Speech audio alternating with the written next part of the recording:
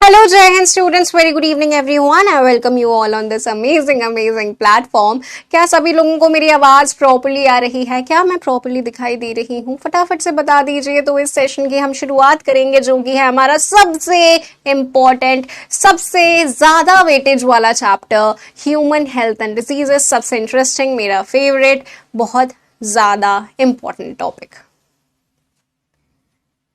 Okay, am I properly audible and properly visible to everyone? Okay, बड़ी अभी तक हम लोगों ने ह्यूमन बॉडी के बारे में इतना समझ लिया है कि अब उसमें होने वाली बीमारियों को हम ज्यादा बेहतर तरीके से समझ पाएंगे। बहुत इंपॉर्टेंट टॉपिक। यार, जब से कोविड का वक्त आया था ना, तब से भले ही मैं WHO की बात करूं, इंडियन गवर्नमेंट की बात करूं, सबका focus human health and diseases वाले टॉपिक पे है। तो हमारा एग्जामिनर भी पीछे पीछे कतार में है कि भैया हम भी फोकस करेंगे। तो इसीलिए इस चैप्टर से हर साल क्वेश्चन आता ही है और बहुत ही इंटरेस्टिंग टॉपिक है। चलिए शुरुआत करते हैं फिर आज ह्यूमन हेल्थ एंड डिजीजेस की। और क्वेश्चन इसके बहुत आराम से बन जाएंगे अगर तुम उस चीज को फॉलो करोगे जो तरीका मैं बताऊंगी। ठीक है, तो इसमें सबसे पहली जो चर्चा है वो है इम्यूनिटी की। इम्यूनिटी एक ऐसी चीज है जिसको बहुत अंडर एस्टिमेट किया जाता है भैया, बहुत अंडर एस्टिमेट, है ना। हम ऐसे फॉर ग्रांटेड ले लेते हैं ना, जो भी चीज हमारे पास में होती है, हमें आदत होती है, हम उसको फॉर ग्रांटेड ले लेते हैं। जब वो चीज चली जाती है तब उस चीज की वैल्यू समझ में आती है। जीवन का नॉर्मल सा नियम है जो हर बॉलीवुड मूवी में दिखाया जाता है, जो एक्चुअल में सही भी है। और उसका सबसे बड़ा एग्जाम्पल है आपकी इम्यूनिटी। इम्यूनिटी यानी कि बीमारियों से लड़ने की क्षमता बेटा, है ना। आप जो इन बीमारियों से लड़ पा रहे हो, ये ऐसे ही नहीं लड़ पा रहे, प्लीज ध्यान दीजिए, ऐसे ही नहीं लड़ पा रहे हो, ठीक है। इम्यूनिटी है, ये एक सुपर हीरो जो वहां पे खड़ा हुआ था, ये बचा रहा है तुमको इतने सारे हार्मफुल ऑर्गेनिज्म जो तुम्हारे आसपास घूम रहे हैं ना, जो तुम्हें दिखाई भी नहीं दे रहे। हैरी पॉटर का चोगा पहन के घूम रहे हैं इतने सारे बैक्टीरिया, वायरस, फंगस और हेलमिंथ। हमें आइडिया भी नहीं है वो कितने ज्यादा खतरनाक है बेटा। उन सब से हमारी इम्यूनिटी हमें बचा के रखी हुई है। और आज इस चैप्टर के एंड तक आपको ये चीज समझ में आ जाएगी बहुत अच्छी तरह से। तो लेट्स अंडरस्टैंड दिस। चलिए, इम्यूनिटी यानी कि बीमारियों से लड़ने की हमारी क्षमता। अब क्या होता है, जैसे कोई भी राजा अपने पूरे किंगडम के आसपास में एक किला बनाता है ना, जिससे कि कोई भी बाहरी अर्रे छर्रे जो गुंडे हैं, जो दुश्मन हैं, वो हमारे राज्य पे हमला ना कर सके। उसी प्रकार से हमारे शरीर में भी किला बना हुआ है। और किला 3 परतों का किला है, मतलब 3 दीवारें हैं जो कि हमारे पूरे इस राज्य का किला बनाए हुई हैं। उन्हीं तीनों हम लोगों को परतों को पढ़ना है। Those are known as the lines of defence. लड़ने के लिए जो लाइनें हैं हमारे शरीर की, कोई भी अगर दुश्मन हमारे शरीर के अंदर घुसना चाहेगा, दुश्मन को क्या बोला जाता है बेटा? पैथोजन बोला जाता है। जो भी हमें डिजीज कॉज करवाने वाला ऑर्गेनिज्म है उसको पैथोजन बोला जा रहा है। तो जब भी कोई पैथोजन हमारे शरीर के अंदर आने की कोशिश करता है, तब सबसे पहले उसे एक परत से निकलना पड़ेगा, फिर दूसरी परत पार करनी पड़ेगी, फिर तीसरी परत पार करनी पड़ेगी, तब जाकर वो हमें नुकसान पहुंचा पाएगा। ऐसे ही कोई भी नहीं घुस सकता शरीर में। और ये जो तीनों परतें हैं, यही हमारी बीमारियों से लड़ने की क्षमता बना रही है। तो सबसे पहले बात करते हैं हम फर्स्ट लाइन ऑफ डिफेंस की। तो अगर कोई भी पैथोजन मेरे शरीर के अंदर आना चाहे, अगर मेरे शरीर के बाद कोई भी बैक्टीरिया है, वो अगर मेरे शरीर के अंदर आना चाहे, तो सबसे पहले कौन सी दीवार से को उसको पार करना पड़ेगा? चमड़ी, स्किन को पार करना पड़ेगा। यानी कि स्किन सबसे पहला बैरियर है, सबसे पहली लाइन ऑफ डिफेंस है। ठीक है, जब भी कुछ चीज हमारे आंख में चली जाती है तो एकदम से आंसू आने शुरू हो जाते हैं। क्यों? क्योंकि आंख चाहती है कि भैया ऐसे कैसे कोई पैथोजन घुस जाएगा भैया, तो वो उसको आंख अपने आप को धोती है कि भैया बाहर निकलो बाहर निकलो। कुछ भी चीज चली जाती है, फटाफट से आंसू आने लग जाते हैं, जिससे कि वो चीज हमारी आंखों से निकल जाए। यानी कि टीयर्स में एंटी बैक्टीरियल एंजाइम्स भी मौजूद होते हैं। हमारा सलाइवा, जब भी हम कोई चीज खाते हैं, कोई भी बैक्टीरिया उसके साथ में होगा, तो सलाइवा के अंदर कुछ ऐसे एंजाइम्स रहते हैं जो उस पर्टिकुलर बैक्टीरिया को खत्म कर देंगे। तो सलाइवा। अब इसके ऊपर क्वेश्चन आया है, टीयर्स और सलाइवा में एक एंटीबैक्टीरियल एंजाइम होता है जिसका नाम है लाइजोजाइम, जो कि बैक्टीरिया को मारने का काम कर रहा है। ठीक है, या फिर मैं बात करूं तुम्हारे पेट में मौजूद जो एसिड है, स्टमक एसिड, याद है HCl के दो काम थे, एक तो पेप्सिनोजन को पेप्सिन में कन्वर्ट करना और एक और हार्मफुल बैक्टीरिया को मारना। तो स्टमक एसिड और जो म्यूकस मेम्ब्रेन्स होती हैं तुम्हारे शरीर के अंदर, जैसे कि जब तुम सांस ले रहे हो तब सांस लेते वक्त हो सकता है कोई बैक्टीरिया खिंचा चला जाए अंदर, कोई दूसरा पैथोजन खिंचा चला जाए अंदर, तो आपके रेस्पिरेटरी पैसेज में भी म्यूकस की एक लाइनिंग होती है जो उस पैथोजन को अपने आप से चिपका लेगी कि कहाँ भाई, लंग्स में, ना नो एंट्री, तो वो अपने आप से चिपका लेगी उसको, यानी कि म्यूकस मेम्ब्रेन। तो ये सारे क्या हैं, ये सबसे आगे खड़े हुए हैं लड़ने के लिए कि आओ बेटा आओ, ऐसे कैसे अंदर चले जा रहे हो। ये सबसे पहला लाइन ऑफ डिफेंस, ठीक है। इसके बाद में अगले की बात करते हैं हम लोग। अगला आ जाता है हमारा सेकेंड लाइन ऑफ डिफेंस। अगर इनको पार कर लिया तो क्या, इनको पार कैसे कर लेगा, ऐसे कैसे मैडम, ये लड़ने के तैयार तो हैं, पार कर ले रहा है, यानी कि कभी कोई चोट वोट लगी है, क्यों सैवलॉन से साफ करते हो, क्यों डेटॉल से उसको साफ करते हो भैया। जब भी चोट लगती है तब आपका जो पहला लाइन है वो फट गया है, जगह मिल गई है, डायरेक्ट अब ब्लड में एंट्री लेगा कोई भी पैथोजन। तो अब बारी आती है सेकेंड लाइन ऑफ डिफेंस की, जो कि है फीवर और इन्फ्लामेशन। फीवर यानी कि कोई बीमारी नहीं है, नहीं, फीवर एक अच्छी चीज है। कोई भी पैथोजन तुम्हारे शरीर के अंदर घुस रहा है, बढ़िया तुम्हारे शरीर के बॉडी टेम्परेचर पे पड़ा हुआ है कि हा कितना बढ़िया तापमान है, कितना बढ़िया टेम्परेचर है, इसमें आराम से हम पड़े रहेंगे। शरीर बोलेगा अरे ऐसे कैसे, आप कौन, बिन बुलाए मेहमान। तो शरीर बोलेगा रुको जरा, मजा आ रहा है ना तुम्हें इस टेम्परेचर पे, बोलेगा हाँ बहुत। तो शरीर अपना टेम्परेचर बढ़ाता है, अभी आया मजा, अभी आया मजा, अभी आया मजा, फिर बैक्टीरिया जल के खाक और कोई भी पैथोजन है वो जल के खाक, यानी कि शरीर अपने तापमान खुद से बढ़ाता है जिससे कि पैथोजन को मारा जा सके, ठीक है। तो फीवर में हम लोगों को कोई दवाई नहीं लेनी चाहिए क्या? फीवर तो अच्छी बात है, शरीर तो मेहनत कर रहा है, तो हम क्यों फीवर में दवाई लें, क्यों वो पैरासीटामोल लें जो हर इंडियन हाउस होल्ड में होती है। कुछ हुआ, ये लो पैरासीटामोल खा लो, सर दर्द हो रहा है पैरासीटामोल खा लो, हाथ पैर में दर्द हो रहा है पैरासीटामोल खा लो, ब्रेकअप हो गया पैरासीटामोल खा लो, फोन टूट गया पैरासीटामोल खा लो। तो ये जो पैरासीटामोल है क्यों हर जगह आ जाती है ये, हाँ क्यों खाना चाहिए फिर? देखो सिंपल सी बात है, अगर फीवर इतना ज्यादा है कि वो आपके डेली के जो फंक्शनिंग है उनको डिस्टर्ब कर रहा है, आप पढ़ नहीं पा रहे हैं, हाथ पैर में बहुत ही ज्यादा एक्सट्रीम दर्द हो रहा है फीवर की वजह से, तो आपको पैरासीटामोल खा लेनी चाहिए, थोड़ा वो तापमान को कम कर देती है, इसीलिए उनको बोला जाता है एंटीपायरेटिक्स, ठीक है। तो फीवर हो गया। अब इन्फ्लामेशन की बात करें तो यहां पे आ जाती है सूजन। सूजन आ जाना, जैसे फॉर एग्जाम्पल तुम्हारा कोई छोटा भाई बहन है, उसने खरोंच मार दी, पूरा हिस्सा लाल पड़ जाता है, सूजन आ जाती है, गर्म सा हो जाता है वो हिस्सा। ये बायो की लैंग्वेज में इसको इन्फ्लामेशन बोला जाता है। वैसे इन्फ्लामेशन का मतलब होता है 4 चीजें, र्यूबर यानी कि रेडनेस आ जाना, कैलर यानी कि टेम्परेचर बढ़ना, कैलोरी हीट की यूनिट होती है, तो टेम्परेचर बढ़ना, गर्म हो जाता है वो हिस्सा, ट्यूमर यानी कि सूजन आ जाती है, और डोलर यानी कि पेन होता है। ये 4 चीजें अगर हो रही हैं यानी कि आपको इन्फ्लामेशन हो गया है, ठीक है। तो अब इन्फ्लामेशन क्यों हुआ, ये कभी सोचा कि सूजन वहां पे आई क्यों है, क्या काम है सूजन आने का वहां पे एकदम से? अब ये चीज समझें, चलो लेट्स अंडरस्टैंड दिस। तो ये है आपकी एक ब्लड वेसल, ये गैप्स क्यों हैं?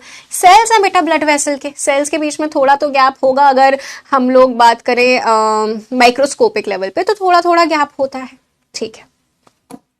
अब क्या हो रहा है, इसमें बढ़िया तरीके से खून बह रहा है, ओके फाइन। अब यहां पे आ गया है एक दुश्मन, यानी कि यहां पे टिश्यू के अंदर आ गया है कोई पैथोजन, ओके जी ओके। तो अब क्या होगा, यहां पे जो WBCs हैं, WBCs का काम होता है ना लड़ने का, तो WBCs बोल रहे हैं कि भैया हमारा साइज इतना बड़ा है, हम कैसे जाएं टिश्यू के अंदर, टिश्यू के अंदर जाएंगे तभी जाकर तो उस पैथोजन को खत्म कर पाएंगे, हम तो ब्लड वेसल्स में यहाँ पे भाग रहे हैं क्योंकि हमारा क्लोज सर्कुलेटरी सिस्टम है, खुले में तो पड़े नहीं है आर्थ्रोपोडा मोलस्का की तरह, तो हम लोग जाएं कैसे इस टिश्यू में? तो अब यहाँ पे काम होता है, अब समझो इस चीज को, यहाँ पे क्या होता है, कुछ मास्ट सेल्स होते हैं, मस्त मस्त से कुछ सेल्स होते हैं जो कि रिलीज करते हैं हिस्टामीन, और ये हिस्टामीन आपकी वेसल्स को डायलेट कर देता है, यानी कि ये उनको चौड़ा कर देता है, यानी कि वैसो डायलेशन कर देता है। ठीक है भैया, तो अब क्या हो जाएगी यहाँ पे सिनेरियो कि ये वेसल सब चौड़ी हो गई हैं, तो इन सेल्स के बीच के जो गैप्स हैं वो भी बढ़ गए हैं, और वो इतने ज्यादा अब बढ़ चुके हैं कि ये रहा आपका टिश्यू, यहाँ पे थे आपके WBCs, अब दरवाजा खुल चुका है, अब वो टिश्यू के अंदर जाके धाबा बोलेंगे और इनको खत्म करने का काम करेंगे। ये हो रहा है, यानी कि इनको जगह चाहिए थी, इसीलिए यहाँ पे वैसोडाइलेशन हुआ है। मैम सूजन क्यों आई, वो तो पता ही नहीं चला अभी तक।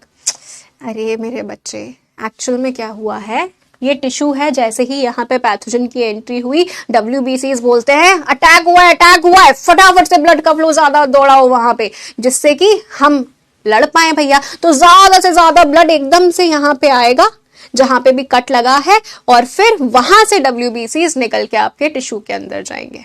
ये एक्चुअल में वहां पे हो रहा होता है। तो वैसोडाइलेशन हुआ है, बहुत ज्यादा एकदम से ब्लड का फ्लो हुआ है, जिससे बहुत सारे WBCs आए और उस पर्टिकुलर टिश्यू से, यहाँ पे पर्टिकुलर टिश्यू में जो पैथोजन है उससे लड़ पाए। अब यहाँ पे जो WBCs आए हैं, इन WBCs का नाम है मैक्रोफेजेस।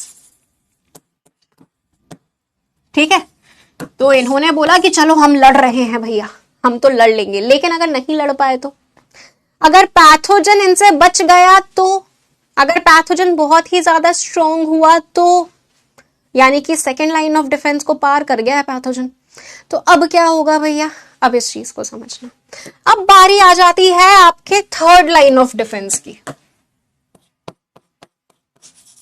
स्ट्रॉन्ग डिफेंस की बात कर रहे हैं तो भारत का झंडा बनाना तो जरूरी है। थर्ड लाइन ऑफ डिफेंस, अब यहां पे क्या हो जाएगा, अब यहां पे पूरा खेल होगा, देखना, समझते हैं। सबसे पहले तो मेरे बच्चे ये समझो कि ये दोनों जो लाइंस ऑफ डिफेंस है, फर्स्ट लाइन ऑफ डिफेंस और सेकंड लाइन ऑफ डिफेंस, ये बचपन से मौजूद होते हैं हमारे शरीर के अंदर, और ये किसी के अगेंस्ट भेदभाव नहीं करते। ये नहीं बोलते कि हम बैक्टीरिया को नहीं घुसने देंगे, या हम सिर्फ वायरस को नहीं घुसने देंगे, या फिर हम सिर्फ पैरासाइट को नहीं घुसने देंगे, मतलब सॉरी जो हेलमेंथ वगैरह होते हैं उनको नहीं घुसने देंगे। ऐसा किसी के साथ भेदभाव करते हैं क्या? नहीं, अगर स्किन है तो वो सारे पैथोजेंस को रोकेगी, है ना। तो ये किसी के अगेंस्ट भेदभाव नहीं करते, और ये जब बच्चा जन्म लेता है तभी से बच्चे के पास में मौजूद होते हैं, तभी से बच्चे के पास चमड़ी होती है, आंसू होते हैं, सलाइवा होता है, उसको फीवर आ सकता है, उसको सूजन आ सकती है, यानी कि ये बाय बर्थ इम्यूनिटी मौजूद होती है। इसीलिए इसको बोला जाता है इन्नेट इम्यूनिटी। इन्नेट का मतलब होता है बाय बर्थ, पहला और दूसरा लाइन ऑफ डिफेंस। और ये कैसा होता है, ये होता है नॉन स्पेसिफिक, ये कोई भेदभाव नहीं करता, स्पेसिफिक नहीं है ये किसी के भी लिए। ठीक है, तो अब यहां तक का खेल हो गया। अगर पैथोजन ने ये दूसरी लाइन को पार करके वो तीसरी लाइन की तरफ गया, तो अब आएंगे बेटा स्पेशल फोर्सेस। अब आ चुका है शरीर को गुस्सा, अब वो बोलेगा ऐसे कैसे भैया, थर्ड लाइन ऑफ डिफेंस। तो हुआ कुछ ऐसा है कि जो मैक्रोफेजेस थे जिन्होंने सेकेंड लाइन ऑफ डिफेंस में लड़ने की कोशिश करी थी, वो आए हैं भैया एकदम ऐसे हाहाकार मचाते हुए, त्राहिमाम स्पेशल फोर्सेस। बताओ, पैथोजन आ गया है भैया, पार कर गया है वो। ठीक है, तो मैक्रोफेजेस कुछ हेल्पर सेल्स की सहायता से इंफॉर्मेशन पहुंचाते हैं कि भैया त्राहिमाम।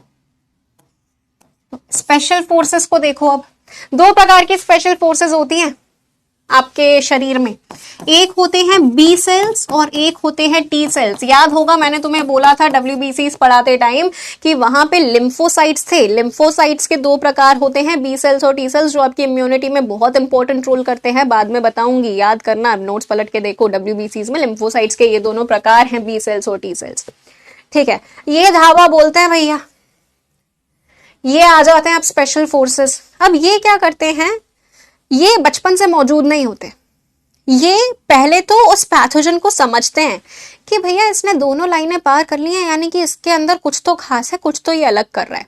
तो ये स्पेशल फोर्सेस पहले उनको अच्छी तरह से समझती हैं कि पैथोजन ऐसा कौन सा हथियार इस्तेमाल करता है, और फिर उसको समझने के बाद उसके अगेंस्ट हथियार बनाती हैं कि अब फिर उसको निपटाती हैं। यानी कि अब ये स्पेशलाइज होती हैं, पहले पैथोजन को पढ़ती हैं, समझती हैं, स्पेशलाइज होती हैं, अपने आप को स्पेशलाइज करती हैं, उसके बाद में धावा बोलती हैं जिससे बच ना जाए गलती से भी। तो इसीलिए थर्ड लाइन ऑफ डिफेंस है, इसको एक्वायर्ड, लाइफ टाइम में इसको एक्वायर किया जाता है या अडेप्ट किया जाता है, इसीलिए इसको एक्वायर्ड या फिर अडेप्टिव इम्यूनिटी बोला जाता है। और ये स्पेसिफिक होती है, अरे भैया स्पेशलाइज किया है इसने अपने आप को, तो दिस इज स्पेसिफिक इम्यूनिटी। तो ये बी सेल्स और टी सेल्स ये क्या कर रहे हैं? तो बेटा कुछ कुछ पैथोजेंस ऐसे होते हैं जो आपके सेलों के अंदर घुस जाते हैं, जैसे कि वायरस, ऐसे सींग बना देते हैं। वीरू सहस्त्रबुद्धिन नहीं है, वायरस ही है ये, वीरू सहस्त्रबुद्धिन से ज्यादा डेंजरस। तो वायरस क्या होता है? वायरस आपके सेल के अंदर घुस जाता है और उसको अपना घर समझ के उसका पूरा का पूरा मशीन का इस्तेमाल करके खुद को रेप्लिकेट करने का काम करता है। तो अब टी सेल्स ऐसा कोई भी पैथोजन जो आपके सेल के अंदर घुस गया है, तो टी सेल्स उस सेल को ही खत्म कर देते हैं। ना रहेगा बांस ना बजेगी बांसुरी, जा, इस सेल को ही खत्म किया, अब किसकी मदद से रेप्लिकेट करेगा, तू भी जा। तो यहाँ पे टी सेल्स द्वारा इस पर्टिकुलर सेल को ही खत्म किया जा रहा है, इसलिए टी सेल्स के द्वारा जो इम्यूनिटी दी जाती है उसको बोला जाता है सेल मीडिएटेड इम्यूनिटी, जहां पे सेल को ही हमने खत्म कर दिया है। उसके बाद में कुछ पैथोजेंस ऐसे होते हैं जो सेल के अंदर नहीं घुसे, वो खुले में है, वो पूरे ब्लड में ऐसे ही भाग रहे हैं इधर उधर। तो अब ये जो बी सेल्स हैं ये बनाते हैं बेटा एंटीबॉडीज, और फिर ये एंटीबॉडीज जो हैं ये उस पैथोजन का जाकर खात्मा करती हैं। नाम तो सुना ही होगा, एंटीबॉडीज, एंटीजन, एंटीबॉडीज, है ना।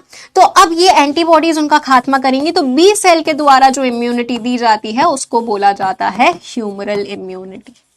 तो ये है आपकी 3 लाइन ऑफ डिफेंस। सबसे पहले आ जाते हैं स्किन, टीयर्स, सलाइवा, उसके बाद में दूसरी लाइन ऑफ डिफेंस में फीवर, सूजन आना, और उसके बाद में तीसरी लाइन ऑफ डिफेंस में आ जाता है आपका ये पूरा खेल जो स्पेशल फोर्सेस का खेल है। क्या यहां तक ये सारी चीजें हम लोगों को क्लियर हैं बच्चे? कैंसर की बात करेंगे आयोग, करेंगे उसके बाद। कैंसर में कोई पैथोजन नहीं आया तुम्हारे शरीर में, कैंसर में खुद ही के सेल्स थोड़े से उनका दिमाग खराब हो जाता है, तो वो बहुत जल्दी डिवाइड करने लग जाते हैं, जितना उनको होना चाहिए उससे ज्यादा।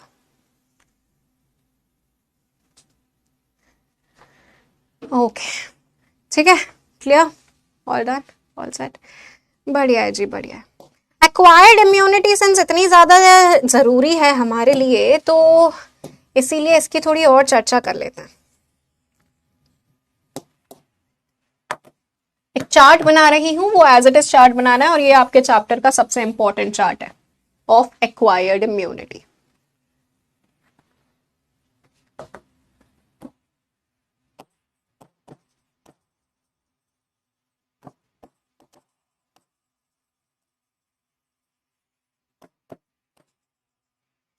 एक्वायर्ड इम्यूनिटी 2 प्रकार की होती है, या तो नेचुरल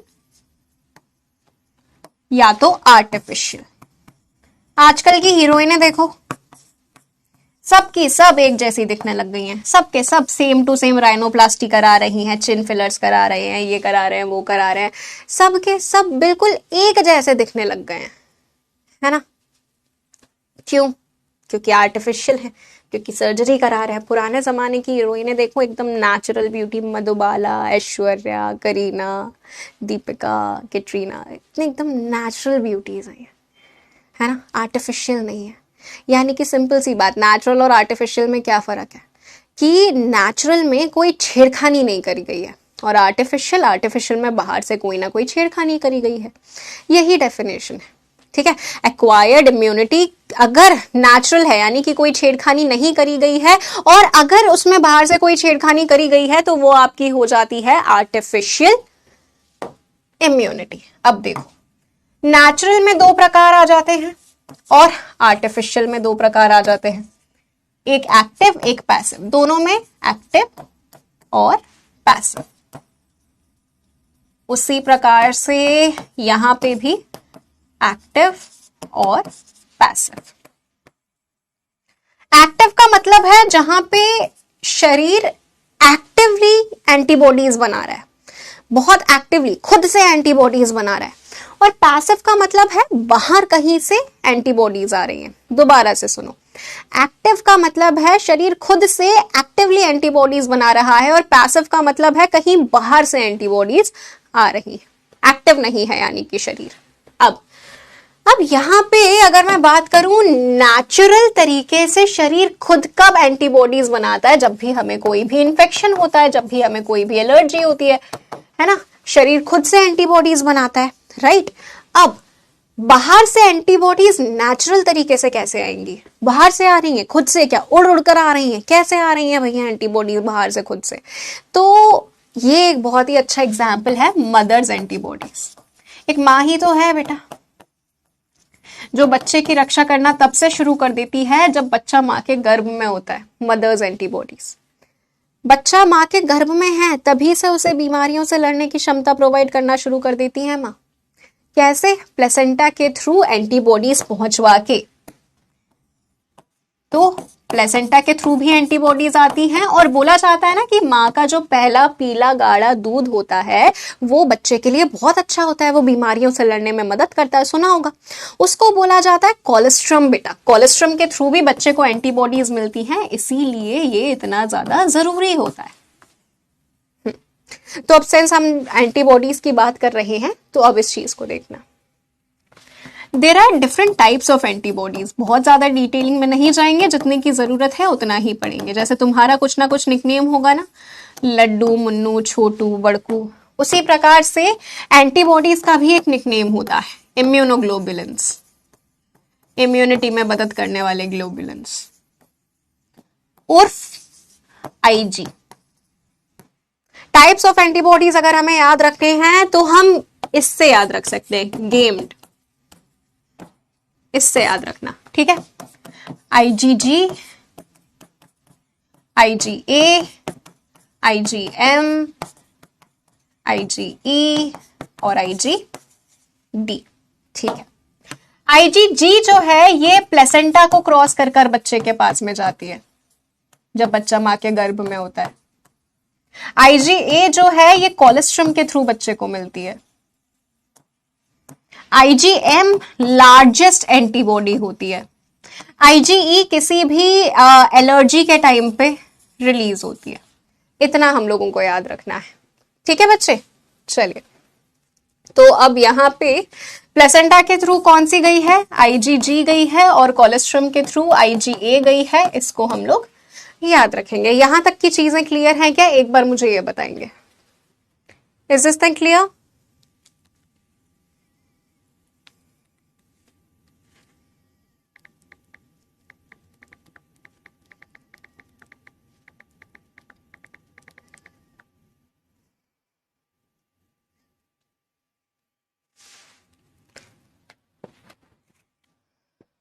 ओके, ठीक है ना। अब देखो, अब यहां तक ये तो चर्चा हमारी हो गई है, तो अब हम आर्टिफिशियल वाले प्रकार की बात करते हैं। नेचुरल तो हम लोगों ने देख लिया, जिसमें कोई छेड़खानी नहीं है, शरीर का काम बढ़िया तरीके से अपने आप चल रहा है। तो अब आर्टिफिशियल में एक्टिव कैसे, ये देखना। आर्टिफिशियल एक्टिव यानी कि बाहर से कुछ ना कुछ छेड़छाड़ करनी है जिसकी वजह से एंटीबॉडीज बन रही हैं। एंटीबॉडीज तो अपने आप बनती हैं, बाहर से छेड़खानी करने से हम जबरदस्ती एंटीबॉडीज बनवा लेंगे क्या? हाँ, कुछ ऐसा ही। नाम है उस प्रक्रिया का वैक्सीनेशन, जो कि बहुत ज्यादा न्यूज में, बहुत ज्यादा। क्यों? क्योंकि कोविड निकला है, तो वैक्सीनेशन का हम लोग पढ़ते हैं यहाँ पे। एक्चुअली में होता क्या है कि जो स्पेशल फोर्सेस हैं, स्पेशल फोर्सेस को स्पेशलाइज होने की जरूरत होती है भैया। पैथोजन को वो समझती हैं, परखती हैं, उनके बारे में पढ़ती हैं, उसके बाद में उनके ऊपर अटैक करती हैं पूरी तरह से रेडी होकर। लेकिन ऐसा करने में उनको 7 से 8 दिन लग जाएंगे, और हो सकता है कभी कभार कोई पैथोजन इतना ज्यादा खतरनाक हो कि हमारे पास 7 से 8 दिन हो ही ना, हम उतने दिन में निपट जाएं, बाद में वो स्पेशलाइज हो रही है, क्या मतलब है? तो अब हम चाहते हैं कि यार स्पेशल फोर्सेस अपना काम तो करें लेकिन जल्दी कर लें काम। ये कैसे संभव है? उनको जितना टाइम लग रहा है उतना टाइम लग रहा है। अब हम उसके लिए क्या कर सकते हैं? तो शरीर को बेवकूफ बना दो। जैसे कि कोविड अगर फैल रहा है तो शरीर को बोलो कि ये देख आ गया आ गया आ गया, और शरीर फिर बोलेगा अच्छा ठीक है चलो मैं स्पेशलाइज हो जाता हूँ।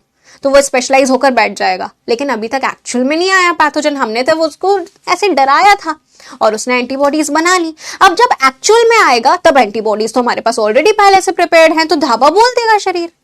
कितना आसान हो गया। यानी कि सिंपल सी बात है, वैक्सीनेशन में क्या किया जाता है, एक फॉल्स अलार्म दिया जाता है। पहले से ही वो जो एंटीजन है, वो जो दुश्मन है, वो जो पैथोजन है, उसका छोटा सा टुकड़ा शरीर को दिखाया जाता है और बोला जाता है देख देख आ गया आ गया, और शरीर बना लेता है एंटीबॉडीज, या फिर एटलीस्ट उसकी याददाश्त तो रह जाती है अगर बहुत लेट भी आया एक्चुअल में। तो शरीर को या तो याददाश्त रह जाएगी या तो पहले से एंटीबॉडीज बनाकर तैयार कर लेगा, और फिर आपका काम वहां पे कितना आसान हो जाता है। जब एक्चुअल में अटैक होगा तब एंटीबॉडीज या तो तैयार होंगी या तो शरीर को याद होगा, तो वो फटाफट से एंटीबॉडीज बना लेगा। This is the concept of vaccination जिसको हम इस्तेमाल करते हैं। अब तुम खुद देखो ना यार, जब तुम्हें वैक्सीन लगी थी तब तुम में से कितने लोगों को फीवर आया था, दर्द हुआ था हाथ में, या फिर फीवर आया था, हुआ था? बताओ कितने लोगों को आया था फीवर? मुझे तो आया था भैया, हाथ में दर्द भी हुआ था और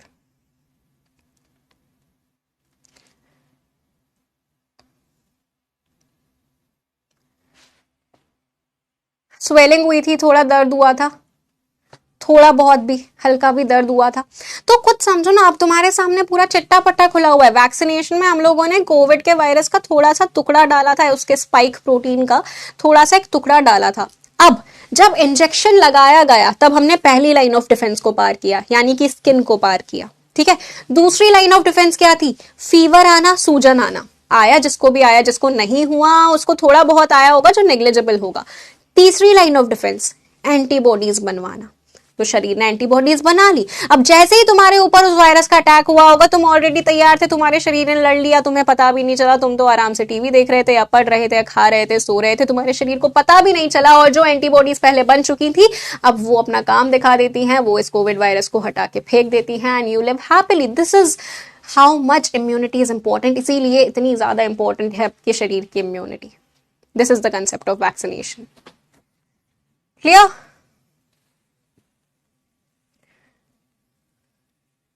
चलिए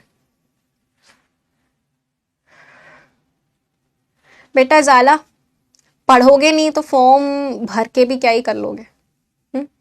तो अभी जिस चीज के ऊपर फोकस करना है वो कर लो, नहीं तो भरे ना भरे फॉर्म कोई मतलब नहीं है उस चीज का। ठीक है, ये क्लियर है? तो यार एक बात बताओ, किसी ने सबसे पहले तो सोचा होगा ना कि ये वैक्सीनेशन का कंसेप्ट ऐसा हो सकता है, ऐसा हमारा शरीर कर सकता है। किसी ने तो सबसे पहले सोचा होगा, सबसे पहले कोई तो वैक्सीन बनी होगी। तो वो कहानी तो मैं बताती हूँ। नाम है उस महान व्यक्ति का, एडवर्ड जेनर।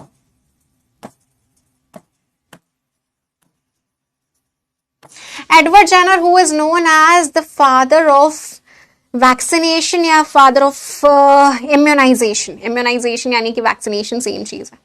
तो एडवर्ड जेनर ने सबसे पहले वैक्सीन बनाई थी स्मॉल पॉक्स के लिए। उस टाइम पे स्मॉल पॉक्स बिल्कुल महामारी की तरह फैल रहा था, बहुत ज्यादा फैल रहा था। एडवर्ड जेनर बैठे हुए थे, तो उन्होंने बोला यार कि यहाँ पे जितने भी लोग हैं उन सबको स्मॉल पॉक्स हो रहा है एक एक करके, और स्मॉल पॉक्स की हमारे पास में कोई दवाई है नहीं, तो क्या करें। तब उन्होंने देखा कि जो गाय पालने वाले लोग थे ना, उनको नहीं हो रहा है यार स्मॉल पॉक्स। वो ऐसा क्या कर रहे हैं भैया, गाय को भी काउ पॉक्स हो जा रहा है। तुम ये समझो, लोगों को स्मॉल पॉक्स तो हो रहा है, गाय को भी काउ पॉक्स हो जा रहा है, लेकिन गाय को पालने वाले जो लोग हैं उनको कुछ भी नहीं हो रहा। तो एडवर्ड जेनर सर गए वहां पे, उनका जो एरिया था जहां पे वो सब रहते थे, वहां पे एक छोटे से बच्चे को बुलाया कि यार चॉकलेट खिलाऊंगा। ये कहानी सत्य घटनाओं पे आधारित नहीं है, बस समझा रही हूँ कि एक्चुअल में क्या एक्सपेरिमेंट था। तो उन्होंने एक लड़के को बुलाया, बोला कि चॉकलेट दूंगा चल। तो लड़का बोला चलो चलो चलो अंकल। तो उसके अंदर उन्होंने काउ पॉक्स का जो पैथोजन था वो डाल दिया। काउ पॉक्स का पैथोजन का मतलब काउ को जो पॉक्स में रैशेज हुए थे ना, उसका थोड़ा सा इंजेक्शन में भरा और इस बच्चे को लगा दिया। कुछ नहीं होगा बच्चे को, काउ पॉक्स क्या ही बिगाड़ेगा बच्चे का, है ना। ठीक है, अगली बार वो गए बच्चे के पास में और बोला कि चल बेटा टॉफी खिलाऊंगा। तो बच्चा बोला अरे ऐसे कैसे, लास्ट टाइम आपने इंजेक्शन लगाया था, मैं नहीं चल रहा। बोलेंगे 2 चॉकलेट खिलाऊंगा चल। बोले बच्चा चला गया बेचारा। लालच बुरी बला है। तो अब उन्होंने उसके शरीर के अंदर स्मॉल पॉक्स का पैथोजन डाल दिया। एक बच्चा जो अच्छा भला खासा चंगा है, जिसको स्मॉल पॉक्स हुआ नहीं है अभी तक, उसके अंदर जबरदस्ती स्मॉल पॉक्स का पैथोजन उन्होंने डाल दिया। अब उस टाइम पे दवा नहीं थी बेटा, तो अब क्या होगा, दवा तो थी नहीं, तो अब ये बच्चा बचेगा कैसे? क्यों बचेगा ये बच्चा? क्योंकि अब ये बच्चा हो चुका है स्ट्रॉन्ग। बच गया बेचारा बच्चा। बलि का बकरा बना रहे थे इसको एकदम चढ़ा दिया था सूली पे कि लो भैया तुम्हें नहीं हो रहा था, I am jealous of you, ये लो स्मॉल पॉक्स। नहीं, उनको ये पता था कि काउ पॉक्स का जो पैथोजन है वो स्मॉल पॉक्स जैसा है, तो हो सकता है कि इसका शरीर पहले से एंटीबॉडीज बना ले और स्मॉल पॉक्स के पैथोजन से लड़ सके। और बच्चा लड़ गया और उससे बहुत सारे लाखों लोगों की जान बच गई एंड स्मॉल पॉक्स की वैक्सीन बन गई। और आज की डेट में स्मॉल पॉक्स इस दुनिया में नहीं है। This has been completely eradicated. Smallpox का कोई नामो निशान नहीं है। जो एक वक्त पे महामारी थी, आज वो दुनिया से हट चुकी है। सबसे पहली बीमारी जो दुनिया से हटी थी वो यही थी, स्मॉल पॉक्स की बीमारी, क्योंकि सर एडवर्ड जेनर ने इसके लिए वैक्सीन बनाई थी। और PYQ प्रीवियस ईयर में क्वेश्चन आया था कि ये जो वैक्सीनेशन वर्ड है ये कहां से आया है? वैका वर्ड से आया है। वैका का मतलब लैटिन में काउ होता है। और अब सिंस तुम ये कहानी पढ़ चुके हो तो तुम्हें पता है कि काउ से वैका क्यों आया है, और वैका से वर्ड आया है वैक्सीनेशन। क्या ये चीज क्लियर है हम लोगों को? Is this thing clear? Vaccination का कंसेप्ट क्लियर है? तो आर्टिफिशियल एक्टिव, यहां पे हम क्या लिखेंगे? आर्टिफिशियल तरीके से हमने शरीर से एंटीबॉडीज बनवाई हैं जबरदस्ती, तो यहां पे आ जाएगा वैक्सीनेशन का नाम। ठीक है, ओके।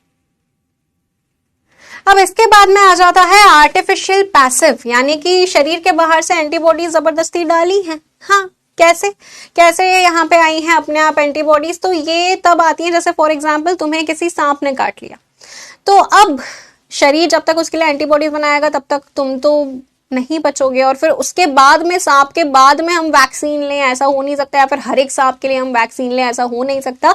तो हम क्या करते हैं, जब भी कोई सांप काटता है तब उसके अगेंस्ट शरीर के बाहर से हम एंटीबॉडीज डाल देते हैं, जिनको एंटीटॉक्सिन्स बोला जाता है। तो ये इसका एग्जाम्पल हो जाता है।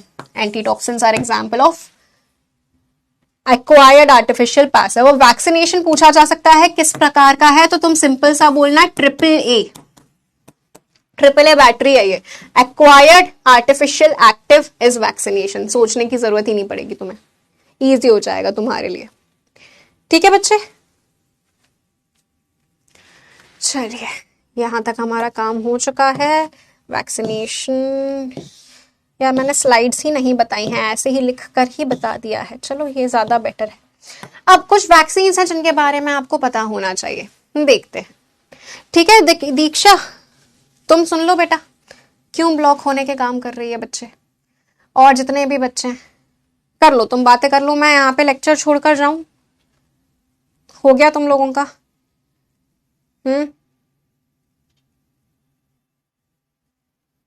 नहीं, चलो करो बात, करो बात। ये चैप्टर फिर मैं यहीं छोड़ देती हूँ, पढ़ लेना अपने आप। डिजीजेस दे देती हूँ तुम्हें लिस्ट, क्यों पढ़ाऊँ मैं जबरदस्ती? नोट्स प्रोवाइड करवा दूंगी, ज्यादा से ज्यादा ये करवा दूंगी, DPP दे दूंगी, तुम लोगों को बक्कर करनी है ना बस। एग्जाम आ रहा है, थोड़ी तो शर्म कर लो। हाँ, बिल्कुल भी तुमको खुद के अंदर से शर्म नहीं आती क्या कि सामने कोई पढ़ा रहा है? ये आज दिन की मेरी 4थी क्लास है, कंटिन्यूसली मैं यहाँ पे पढ़ा रही हूँ। कैसे पढ़ा रही हूँ मुझे पता है, लेकिन मैं ये बिल्कुल तुम्हें फील नहीं होने दे रही हूँ कि भैया इतना हो चुका है आज दिन भर से। लेकिन तुम्हें क्या करना है, मैं मतलब तुम मेरे बारे में सोचो ना, मुझे कैसा लगता होगा कि मैं यहाँ पे देख रही हूँ और यहाँ पे तुम्हारी खुद की बातें चल रही हैं, कुछ बोल रहे हैं कि सुनो सुनो, कुछ बोल रहे हैं इंस्टा की आईडी, कुछ ये बोल रहे हैं। तुम लोग सिलेक्शन लोगे? अपनी शक्ल देखो जाकर आईने में, लिखने से पहले यहाँ पे तुम सिलेक्शन लोगे वहां पे? तुमने टॉपर्स को देखा नहीं है? हर साल हम देखते हैं टॉपर्स को बेटा, वो बच्चे दूर से दिख जाते हैं, अलग दिख जाते हैं कि हाँ ये रैंक लेकर आने लायक थे। तुम जो बता रहे हो यहाँ पे, तुम इस लायक हो भी कि तुम्हें सिलेक्ट किया जाए? कितने बच्चों का सिलेक्शन होता है, कितना है सिलेक्शन रेशो, पता है ना तुम्हें? तुम निकलोगे? तुम्हें बताना है यहाँ पे कितने बच्चों को ब्लॉक करवाऊं यार मैं? हाँ, गजब करते हो यार, पढ़ना लिखना है नहीं तुम लोगों को जरा सा भी कि थोड़ा क्लास में ध्यान दे लें, क्लास में याद हो जाए? नहीं, हम तो वो तो बाद में करते रहेंगे। तुम्हें क्या लगता है तुम्हारे नाम हमें याद नहीं रहते? हाँ, और जिनके नाम याद रखना है उनके पूरी हमें प्रोबेबिलिटी पता होती है कि नहीं आएंगे ये। और तुम में से पता भी है, मुझे ये देखकर भी पता चल जाता है कि कौन कौन बाद में आने वाले हैं हम लोग के पास मिलने। तुम्हें क्या पता, तुम्हें नहीं लगता कि तुम लोगों का डिस्कशन होता है? तुम में से जितने भी ब्लैक शीप्स है ना क्लास के, सबके नाम पता है ऑलरेडी। सब एक दिन ब्लैकलिस्ट होगे, ना फिर डीपीपीज दे पाओगे ना कुछ कर पाओगे।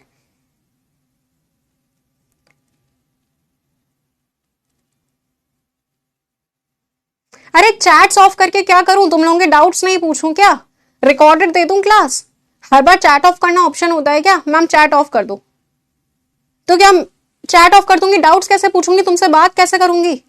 रिकॉर्डेड दे देती हूँ, क्लास देख लेना बाद में। क्या मतलब है फिर लाइव क्लासेस करवाने का जबरदस्ती?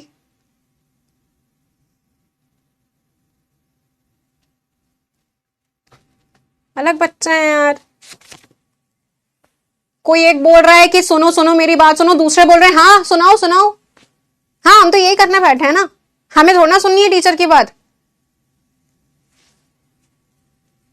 बेटा मैं क्लास छोड़ के चली जाऊंगी ना तो भी मेरी जिंदगी पे कोई फर्क नहीं पड़ेगा, ठीक है? मुझे कोई फर्क नहीं पड़ेगा, न कंपनी निकालेगी मुझे। तुम अपना देखो। पास कर रहे हैं यार।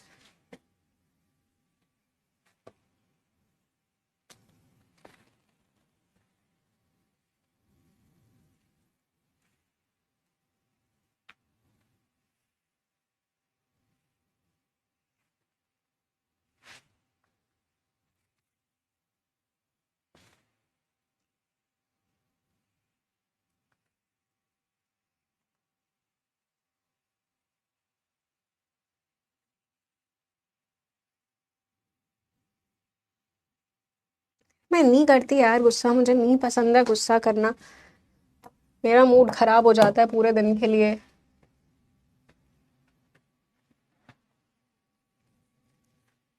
छोड़ो। तो बात कर रही थी मैं वैक्सीनेशन की, ठीक है? अब यहाँ पे क्या होता है, यहाँ पे हमारे पास में कुछ ऐसी वैक्सीन हैं जिनके बारे में हमें इन्फॉर्मेशन थोड़ी बहुत पता होनी चाहिए। जैसे कि एक वैक्सीन है डीटीपी। डीटीपी एक ही साथ में 3 बीमारियों के ऊपर फोकस कर रही होती है, 3। डिप्थीरिया, पर्ट्यूसिस, पर्ट्यूसिस का मतलब होता है काली खांसी, जिसको वूपिंग कफ के नाम से भी जाना जाता है।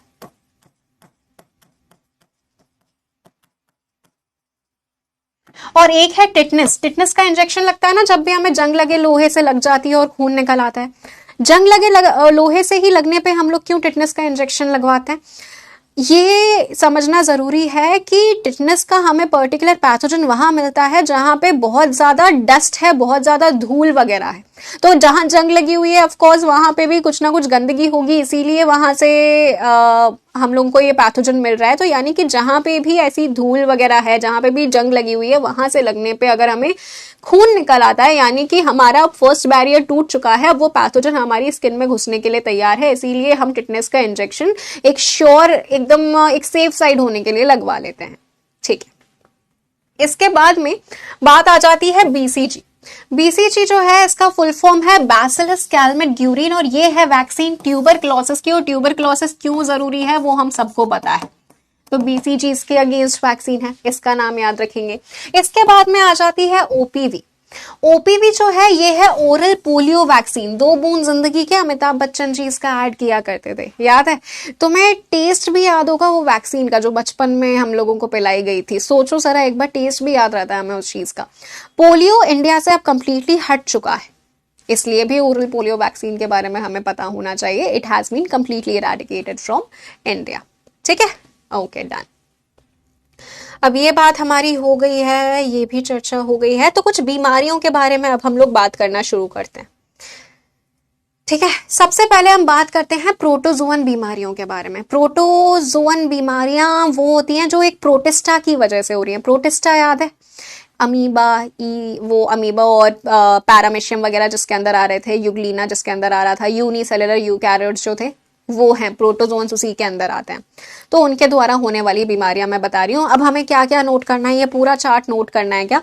तो मैं तुम्हें ये बता रही हूँ कि जो भी चीजें मैं बोलती जाऊंगी तुम्हें वो चीजें नोट करती जानी है, और जो भी बीमारियां बहुत ज्यादा इंपॉर्टेंट हैं उनके अगेंस्ट में स्टार लगाती जाऊंगी। जरूरी तो सारी है लेकिन मैं स्टार लगाती जाऊंगी, और याद करने की ट्रिक्स मैं यहाँ पे बताती जाऊंगी। तो आप कोशिश कीजिएगा कि आप क्लास की क्लास में याद करने की कोशिश करें, ठीक है?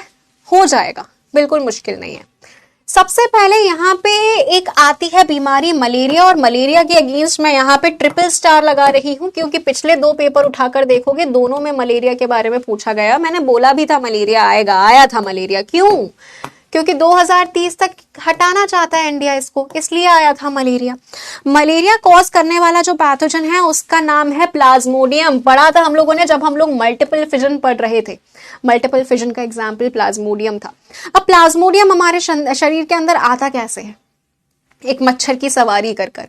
कुछ ऐसे पैथोजेंस होते हैं जिनको सवारी की आवश्यकता होती है, और सवारी को बोला जाता है वेक्टर, ठीक है? फीमेल एनोफिलस मॉस्किटो, मादा एनोफिलस मॉस्किटो के ऊपर बैठकर ये मलेरिया का पैथोजन हमारे शरीर के अंदर आता है। यही क्वेश्चन पूछा गया था, एक में ये पूछा गया था 1 साल में, और 1 साल में ये पूछा गया था। ये तुम्हारे शरीर के अंदर जाकर तुम्हारे आरबीसीज और तुम्हारे लिवर के ऊपर अटैक करता है। जब ये तुम्हारी आरबीसी को फाड़ कर निकलता है ना, तब फीवर आता है मलेरिया के अंदर। अब ये जो बीमारी है इसको रोकने के लिए क्या करा जाए? तो इसको रोकने के लिए जहां पे भी पानी भरता है, अब वहां पे गंदगी, जहां पे पानी भरता है तो वहां पे मच्छर होंगे तो वो इस पैथोजन को फैलाएंगे। तो इसीलिए जहां पे भी पानी भरता है वहां पे पानी ना भरने दिया जाए, ये इसका एक सोल्यूशन होता है। मच्छर ज्यादा ना हो, मच्छर से हमें बचना हो, ये इसका एक सोल्यूशन होता है। तो मलेरिया इज वेरी इंपॉर्टेंट। इसके बाद में 1 सेकेंड रुको।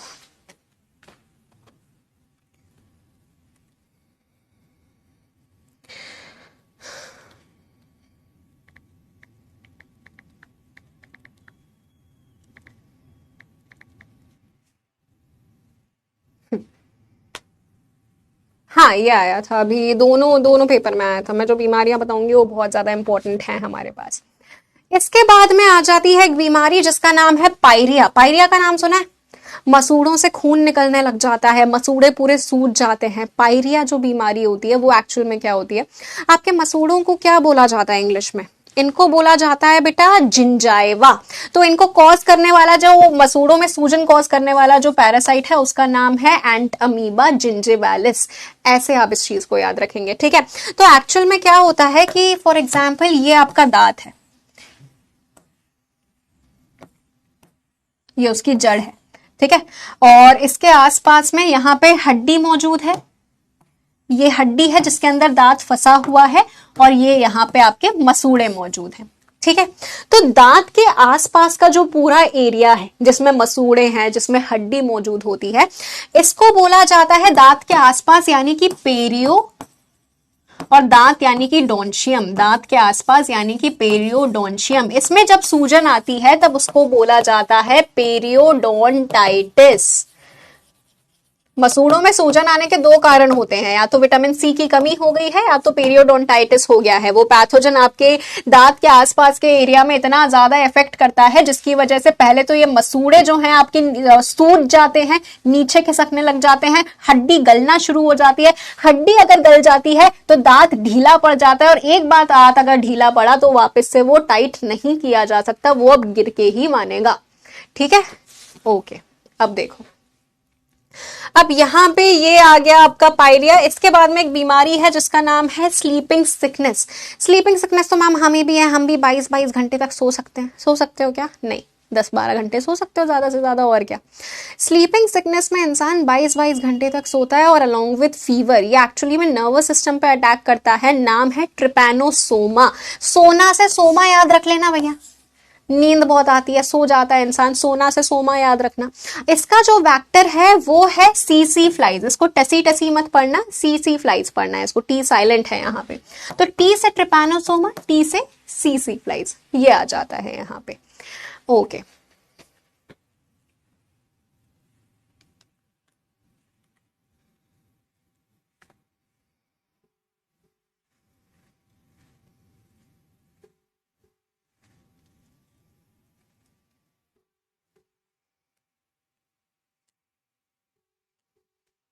हेलो जी मैम। सो मैंने कुछ आपको नाम भेजे हैं बच्चों के, वो आप परमानेंटली ब्लॉक करवा दीजिए। और मैं भी 2-3 नाम और भेज रही हूँ। Aran Jigar. Okay ma'am. Okay okay okay, thank you.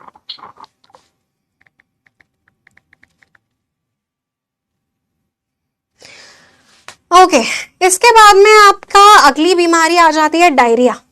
ठीक है, डायरिया जो है ये बेसिकली आपके डाइजेस्टिव सिस्टम के ऊपर अटैक करता है। ठीक है, इसका जो कॉजेटिव ऑर्गेनिज्म है ये हमें याद रखने की आवश्यकता है, सिंस ये बहुत ही कॉमन है, एंटमीबा हिस्टोलाइटिका।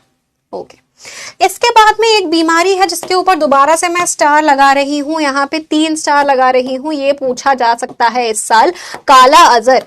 क्यों पूछा जा सकता है? क्योंकि इंडिया इसको 2024 तक हटाना चाहती थी, लेकिन ये 2024 तक हटा नहीं है, इसीलिए इंडिया और एक्टिवली इसके ऊपर फोकस कर रही है। WHO भी इसके ऊपर एक्टिवली फोकस कर रहा है। काला अजर में इंसान का शरीर बिल्कुल ग्रेइश कलर का पड़ जाता है, बिल्कुल रेत की तरह। इसीलिए तुम इसको रेत से याद रख सकते हो कि सैंड फ्लाइज जो हैं वो इसको करवाने का काम करती हैं। इसको ब्लैक फीवर के नाम से भी जाना जाता है। और लिशमेनिया डोनोवानी, ये नाम बहुत अच्छे से याद रख लेना बेटा, ये क्वेश्चन पूछा जा सकता है जहां तक मेरा ख्याल है। ठीक है, ओके। इसके बाद में अगली बीमारियां आ जाती हैं, diseases that are caused by bacteria. Bacteria के द्वारा जो बीमारियां हो सकती हैं उन सबके नाम याद करने बहुत आसान है, क्योंकि इनके पैथोजेंस के नाम में इनकी बीमारी छुपी हुई होती है। एक आधी याद करना है, बाकी कुछ भी याद करने की आवश्यकता तुम्हें नहीं पड़ेगी।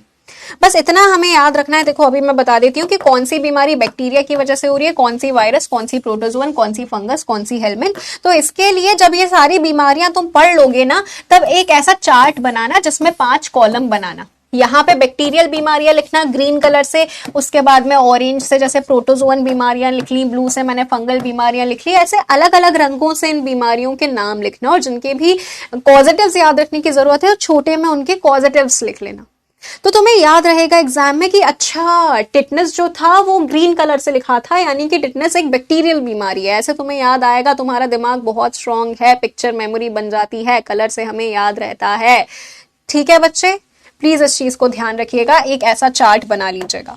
अब हम बात कर रहे हैं बैक्टीरियल बीमारियों में सबसे पहले टिटनेस की। तो tetanus is caused by a pathogen known as Clostridium tetani. नाम में ही छुपा हुआ है, याद करने की जरूरत नहीं है। ठीक है, कॉलेरा और टाइफाइड, ये दो ऐसी बीमारियां हैं जो खाना और पानी से फैलती हैं। टाइफाइड मैरी की स्टोरी बताऊंगी आज तुम्हें मैं। ठीक है, कॉलेरा और टाइफाइड दोनों वाटर एंड फूड, इनके थ्रू फैलने वाली बीमारियां हैं। ठीक है, cholera is caused by a bacteria जिसका नाम है विब्रियो कॉलेरी। विब्रियो का मतलब होता है कॉमा शेप का एक बैक्टीरिया है जो कि कॉलेरा करवाता है। और टाइफाइड सैल्मोनेला टाइफी, नाम में छुपा हुआ है, कितना आसान है। सैल्मोनेला टाइफी, विब्रियो कॉलेरी, नाम में छुपा हुआ है। Tuberculosis, very very very important, Mycobacterium tuberculosis. एक और स्टार लगा लो। माइकोबैक्टीरियम ट्यूबरकुलोसिस, नाम में ही छुपा हुआ है। डिप्थरी, कॉर्नीबैक्टीरियम डिप्थरी। प्लाग, प्लाग को अब कैसे याद रखोगे तुम, इसको देखना। पी से प्लाग, पी से पास्चुरेला, पी से पेस्टिस, ऐसे याद रखोगे। ठीक है, इसके बाद में वूपिंग कफ, वूपिंग कफ को ही पर्ट्यूसिस बोला जाता है, जिसके लिए डीटीपी वैक्सीन थी। तो हीमोफिलस पर्ट्यूसिस, इसका भी आसान हो गया। Pneumonia, Diplococcus pneumoniae, leprosy, Mycobacterium leprae. Gonorrhoea और सिफिलिस दो ऐसी बीमारियां हैं जो कि सेक्सुअली ट्रांसमिटेड डिजीजेस हैं। ये निसेरिया गोनोरी, सिफिलिस का याद रखना पड़ेगा ट्रिपोनेमा पैलिडियम। एक तो प्लाग का याद रखना पड़ेगा, पी से प्लाग, पी से पास्चुरेला, पी से पेस्टिस, और सिफिलिस का ट्रिपोनेमा पैलिडियम। बस नाम जिनके थोड़े से अलग हैं, सिर्फ ये दोनों नाम अलग हैं, बाकी सारे एक जैसे हैं। ठीक है, क्लियर है? तो ये हैं बैक्टीरियल बीमारियां। Okay, done.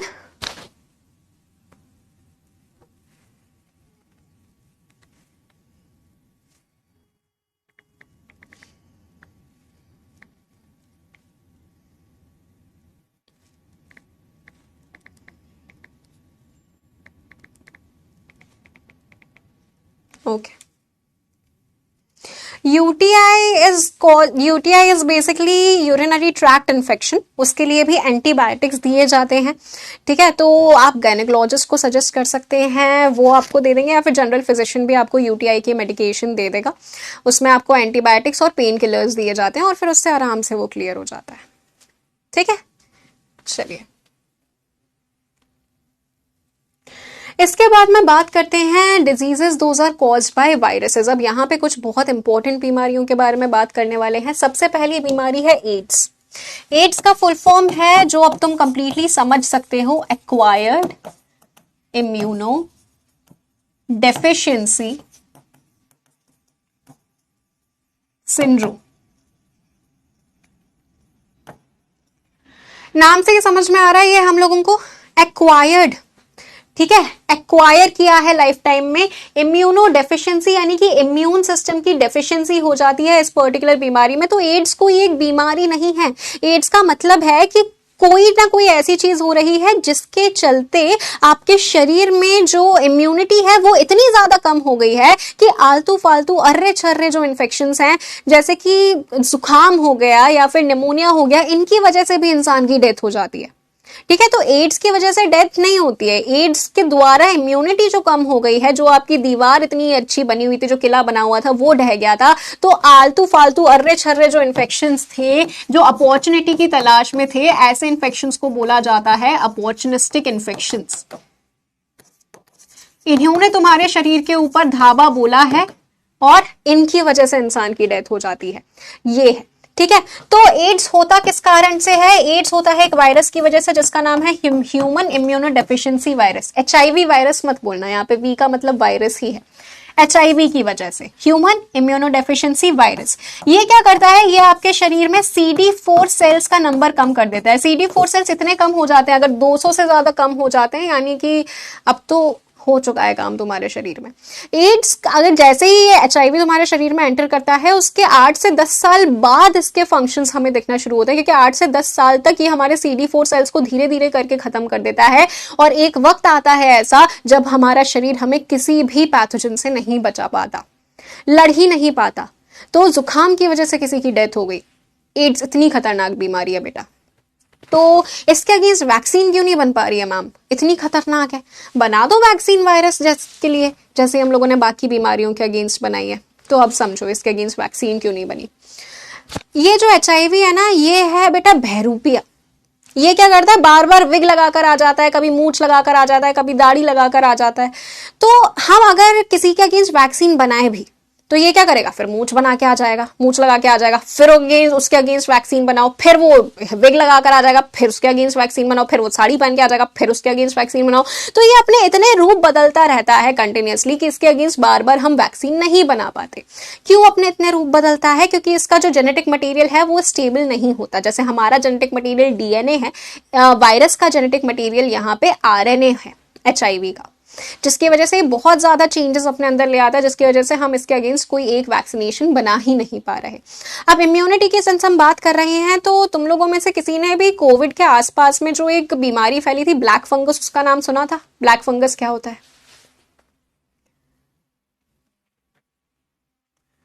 ब्लड के थ्रू ट्रांसमिट होता है बेटा। अगर कोई भी कंटामिनेटेड ब्लड है या फिर कोई भी बॉडी फ्लूइड है, उसके थ्रू शरीर के अंदर आएगा एचआईवी। इसका कोई इलाज नहीं है, नहीं। ब्लैक फंगस का नाम सुना था? तो ब्लैक फंगस एकदम से रैंडमली कहां से आ गया था? कोविड के वक्त पे जादुई तरीके से आ गया था। कैसे आया था ब्लैक फंगस? उसी वक्त पे क्यों आया था? तो इसका कारण समझो। जो ब्लैक फंगस है वो क्या आज हमारे आसपास नहीं है? गायब हो गया क्या वो? हमने तो कोविड के अगेंस्ट वैक्सीन बनाई थी, ब्लैक फंगस के अगेंस्ट कब बनाई? वो कैसे गायब हो गया अभी? तो ब्लैक फंगस हमारे आसपास आज भी है, लेकिन हमारे ऊपर अटैक नहीं कर पा रहा है क्योंकि हमारी इम्यूनिटी स्ट्रांग है। कोविड के वक्त में एक बहुत ही महंगा इंजेक्शन बिका था, तुम्हें याद है? 70-80 हजार का एक इंजेक्शन बिक रहा था जिसका नाम था रेमडेसिविर। बेटा मैं गवर्नमेंट हॉस्पिटल में ही काम करती थी, तो वहां पे मेरे पास लिटरली मेरे क्लोजेस्ट फ्रेंड्स के फोन आते थे कि यार सिर्फ वो इंजेक्शन जुगड़वा दे कहीं से, क्योंकि वो इंजेक्शन कहीं नहीं मिल रहा था। इतना महंगा इंजेक्शन वो था, और बेड नहीं थे, और इंजेक्शन नहीं मिल रहा था। मैंने अपने इतने क्लोज वंस को भी मना किया है क्योंकि अवेलेबिलिटी नहीं थी। सुना था वो नाम, इतना महंगा इंजेक्शन था। वो क्या था इंजेक्शन एक्चुअल में? बेटा वो इंजेक्शन था स्टेरॉइडल इंजेक्शन, वो एक्चुअल में एक स्टेरॉइड था। तो उसने काम तो अपना किया था, लेकिन ये जो इंजेक्शन है ये आपका इम्यूनिटी को कम भी कर देता है। इसका एक साइड इफेक्ट है, हर एक दवाई का कोई ना कोई साइड इफेक्ट होता है। तो इसने कोविड को खत्म करने में थोड़ी मदद करी थी, लेकिन जिनको बहुत सीवियर कोविड था उनको ये दिया गया था। तो इसका एक साइड इफेक्ट था कि ये आपकी इम्यूनिटी को कम कर रहा था, यानी कि इम्यूनो सप्रेसिव था, इम्यूनिटी को दबा रहा था, इम्यूनिटी को आपकी कम कर रहा था। ठीक है, तो अब क्या हुआ, इसने इम्यूनिटी को इतना कम कर दिया कि वो जो ब्लैक फंगस था उसने अपॉर्चुनिटी ढूंढी और उसने ढाबा बोल दिया। और ब्लैक फंगस बेटा इतनी खतरनाक बीमारी थी, मैं तुम्हें शब्दों में कैसे बयान करूं। मतलब कोविड चल रहा था उस वक्त पे, तो कोई भी पेरेंट्स वगैरह को आने नहीं दिया जा रहा था, कोई भी रिलेटिव को नहीं आने दिया जा रहा था हॉस्पिटल के अंदर। तो पेशेंट सारे थे, तो उनका अलग से एक वार्ड था ब्लैक फंगस वालों का, और वहाँ पे हम लोग पूरी किट वगैरह पहन के जाते थे। तो वहाँ पे मैंने देखा है, किसी भी अगर आपके शरीर के हिस्से में अगर ब्लैक फंगस लग गया तो उस शरीर के हिस्से को हटाना पड़ रहा है। आपकी आंख में ब्लैक फंगस लग गया, आपकी आंख को हटाना ही पड़ेगा और कोई ऑप्शन नहीं है। आपके हाथ में ब्लैक फंगस लगा, हाथ को हटाना पड़ेगा। आपके अगर तालू में ब्लैक फंगस लगा है, तो मैंने एक पेशेंट को ट्रीट किया था जिसके तालू में ब्लैक फंगस लगा था। बेटा हम तालू को हटाते जा रहे थे, हम यहाँ तक पहुंच गए थे अंदर से, लेकिन वो ब्लैक फंगस खत्म नहीं हुआ था। एक लड़का था 25 साल का, जिसके पूरे शरीर में ब्लैक फंगस फैल गया था। तो हमने हमारे एचओडी से पूछा कि सर इसका क्या करें, इतना छोटा सा लड़का है, पूरे शरीर में ब्लैक फंगस पहुंच गया है, क्या क्या इसके शरीर से हम लोग निकालें यार। तो उन्होंने बोला कि बेटा ये 2 दिन से ज़्यादा का नहीं है। तो 2 दिन के बाद में उसकी डेथ भी हो गई थी। और मुझे बहुत अच्छे से याद है, वो रिस्पॉन्सिबिलिटी मुझे मिली थी उसके पेरेंट्स को कॉल करके बताने की। मतलब पेरेंट्स बच्चे को देखने भी नहीं आ सकते थे क्योंकि कोविड था, नहीं हम लोग अलाउ कर रहे थे किसी को भी आने के लिए। तो मैंने फ़ोन पे बताया और दूसरे साइड से फ़ोन गिरने की आवाज़ आई थी। तो मेरी आंखों में अभी भी आंसू आ जाते हैं उस चीज़ को सोच के कि उनका 25 साल का वो लड़का था जिसकी ब्लैक फंगस की वजह से डेथ हो गई। तो तुम ये सोचो ना यार कि इम्यूनिटी तुम्हारा कितना इंपॉर्टेंट रोल प्ले कर रही है। आज वही ब्लैक फंगस तुम्हें छू भी नहीं पाया क्योंकि तुम्हारा इम्यून सिस्टम तुम्हारे लिए कंटिन्यूसली काम कर रहा है। और वैक्सीनेशन की इंपॉर्टेंस तो मैं और बताती हूँ। हमारे हॉस्पिटल में एक डिपार्टमेंट के एचओडी थे हमारे, आनंद बेले सर नाम था उनका। उनका काम इतना बेहतरीन था, वो इतनी सर्जरी की हमें इतनी बारीकियां बताते थे जितना हमें किताबें कभी बता ही नहीं सकती थी।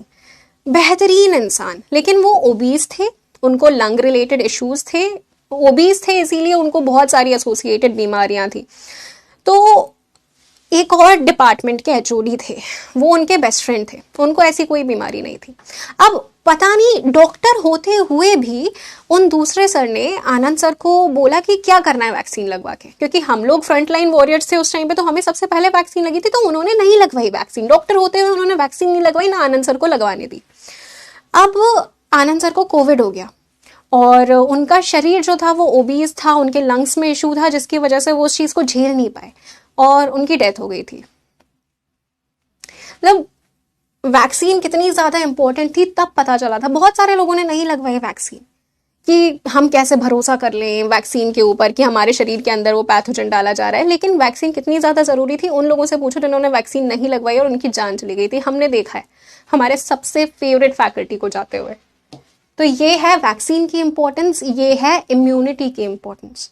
तो ये तुम्हें समझनी बहुत ज़्यादा ज़रूरी है। इसीलिए मैं हमेशा बोलती हूँ अपने शरीर का ख्याल रखो, बहुत ख्याल रखो, ये तुम्हारे लिए बहुत कुछ कर रहा है। That is why I love biology, पता है, क्योंकि शरीर के बारे में सीखेंगे तभी इसको ट्रीट करना सीख पाएंगे यार हम लोग। तो ये बात हो गई एड्स की, विच इज कॉज्ड बाय HIV। ठीक है, ओके। अब इसके बाद में बात आ जाती है डेंगू की। डेंगू भी बढ़िया न्यूज में है बेटा, ये भी न्यूज में है। क्यों है इसको समझाती हूँ। सबसे पहली बात तो डेंगू जो है वो भी एक मच्छर के ऊपर बैठ के घूम रहा होता है और उस मच्छर का नाम है एडीज इजिप्टी। एडीज इजिप्टी जो मच्छर है ये चिकनगुनिया भी फैलाता है, चिकनगुनिया भी फैलाता है और डेंगू भी फैलाता है। ठीक है, तो वेक्टर्स के नाम हम लोगों को पता होने चाहिए। अब इस चीज को समझना गया चिकनगुनिया से रिलेटेड। मैं जब 7th 8th क्लास में थी, मुझे जहाँ तक याद है, तब चिकनगुनिया के लिए काढ़ा आया था कॉलोनी में, काढ़ा बट रहा था कि चिकनगुनिया के लिए ये काढ़ा पी लीजिए तो आपको वो मच्छर नहीं काटेगा और नहीं होगा चिकनगुनिया। तो मुझे बहुत अच्छे से याद है, मैं और पापा बाहर निकले हुए थे सब्जी वगैरह लेने के लिए, तो हमें पता चला कि वो वहाँ पे काढ़ा बट रहा है सबके लिए। तो कोल्ड ड्रिंक की बोतल थी मेरे पास में, तो फटाफट से मैंने वो कोल्ड ड्रिंक की बोतल खत्म करी और उसी में काढ़ा भरवा कर हम घर ले जा रहे थे मम्मी के लिए। तो अब हम घर गए तो मम्मी को पापा ने बोला कि ये कोल्ड ड्रिंक लेकर आई है। सो मैंने बोला कोल्ड ड्रिंक, काढ़ा? पापा ने बोला कोल्ड ड्रिंक लेकर आई है। मम्मी पीती नहीं है कोल्ड ड्रिंक इतनी ज़्यादा, तो मम्मी ने बोला नहीं हमको नहीं पीना। तो पापा ने बोला कोई नहीं पी लो, आज बच्ची लेकर आई है पी लो। तो अब जब भी कोई भी चीज़ अपन के पसंद की होती है तब अपन तो एकदम बड़ा सा घूंट ले लेते हैं ना उस चीज़ का, कि बर्गर पसंद है तो छोटा सा थोड़ा ना खाकर देखेंगे, अच्छा खासा बाइट ले लेंगे। तो मम्मी ने भी बड़ा सा एक घूंट ले लिया और वो काढ़ा इतना बेहतरीन कड़वा, इतना कड़वा, मेरे को इतनी अच्छी तरह से याद है मम्मी जो चिल्लाई थी उसके बाद में पापा के ऊपर, चिकनगुनिया का काढ़ा। उससे मुझे यही याद आता है। तो चिकनगुनिया जो है वो भी एडीज इजिप्टी के थ्रू फैलता है और डेंगू जो है वो भी एडीज इजिप्टी के थ्रू फैलता है। और डेंगू कॉज करने वाले वायरस का नाम क्या है? Dengue virus. अब ये न्यूज में क्यों है ये मैं बताती हूँ। तो डेंगू के अगेंस्ट अब जाकर इंडिया वैक्सीन बना पाया है बेटा, अभी से पहले डेंगू के अगेंस्ट वैक्सीन ही नहीं थी हमारे पास में। क्यों? बहुत पुरानी बीमारी है, अभी तक तो बनाने लग चाहिए था। इंडिया तो हमारा इतना तरक्की कर चुका है, तो अभी तक वैक्सीन क्यों नहीं बनी यार? तो इसका भी एक कारण है, डेंगू 4 बहनें हैं, बेसिकली डेंगू वायरस 4 बहनें हैं, हेमा, रेखा, जया, सुषमा। एक के अगेंस्ट वैक्सीन बनाओगे तो दूसरा हमला करेगी, दूसरे के अगेंस्ट वैक्सीन बनाओगे तीसरा हमला करेगी। तो ऐसे ना चारों बहनों ने नाक में दम कर रखा था। तो एक ऐसी वैक्सीन बनाना हमारे लिए बहुत मुश्किल था जो चारों बहनों के ऊपर एक साथ अटैक करके उनको निपटा सके। तो इसीलिए अब जाकर Indian council of medical research और सीरम इंस्टीट्यूट ऑफ इंडिया ने मिलकर Panacea biotech, serum institute of India और पैनेशिया बायोटेक ने अब जाकर Indian council of medical research में फेज 3 क्लिनिकल ट्रायल्स की डिमांड मांगी थी। वैक्सीन यानी कि बन रही है। अमेरिका में ये वैक्सीन डेंगवेक्सिया के नाम से ऑलरेडी बन चुकी है। हमारी पहली डेंगू के अगेंस्ट वैक्सीन अब जाकर बन रही है, इसीलिए डेंगू न्यूज में है। ठीक है, ये हो गया। इसके बाद में पोलियो इंपॉर्टेंट है क्योंकि हट चुका है completely, caused by polio virus. Influenza ये याद रखना पड़ेगा, caused by myxo virus. Chicken pox और स्मॉल पॉक्स की बात करते हैं तो ये दिखते एक जैसे हैं लेकिन ये अलग अलग फैमिलीज, अलग अलग जीनस के बेसिकली वायरस होते हैं। चिकन पॉक्स की बात करें तो चिकन पॉक्स बड़ा नाम लग रहा है इसीलिए वेरिसेला जोस्टर, स्मॉल पॉक्स छोटा नाम लग रहा है इसीलिए वेरियोला वायरस, दोनों वी से शुरू हो रहे हैं। इसको तुम ऐसे याद रख सकते हो। ठीक है, ओके। इसके बाद में मीजल्स में चिकत्ते जो पड़ जाते हैं उनको बोला जाता है कॉप्लिक स्पॉट्स। एंड एम से मीजल्स, एम से मोरबेली वायरस, मीजल्स और मोरबेली वायरस, इसको ऐसे नाम याद रखेंगे। रेबीज वायरस, हर्पीज वायरस, और हर्पीज जो है ये भी एक सेक्सुअली ट्रांसमिटेड डिजीज है। यहाँ पे लिख देती हूँ मैं हर्पीज वायरस। ठीक है, ये हो गया। अब इसके बाद में आ जाती हैं बीमारियां जो कि किसी फंगस की वजह से होती हैं।